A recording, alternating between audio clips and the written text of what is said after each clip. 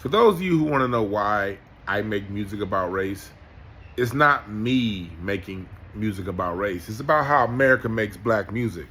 Black music has always been known as race music. There's scholarship to back what I say. I don't just talk to talk.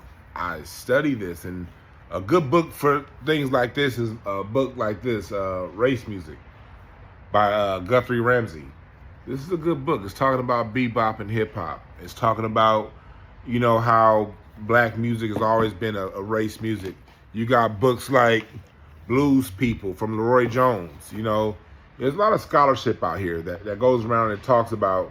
You have other books out there about a book called Blue Monday about Chuck Berry, and I'm sorry, not Chuck Berry, about Fats Domino. And what you see is throughout these different iterations of music we've created as black people, is always initially known as race music. It's always othered, it's always segregated, like bebop was, like hip hop was, like funk was.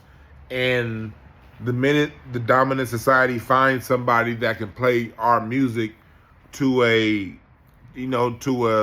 somewhat decent standard, that artist gets pushed to the top. Whether you're talking about the Beatles or Elvis, or whether you're talking about Barbra Streisand or Drake, or Eminem.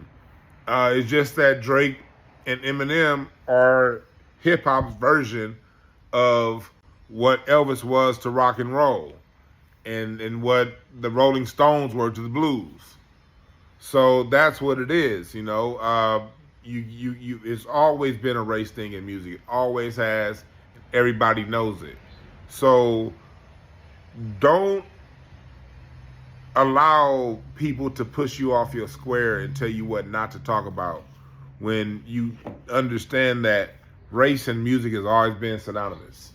There is no disconnect between race and music, because in segregated America, they like to keep people who are from the dominant society separated from the goodness and joys that we bring as black people.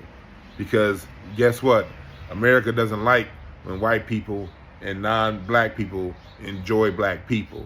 So they'll allow a little bit of that to happen, but the minute they find themselves a non-black person to do black music, whether that's Bruno Mars or a half a nigga like Drake or Eminem or somebody like that, they'll listen to you until they find that person. And the minute they find that person, hey, they going number one. Why?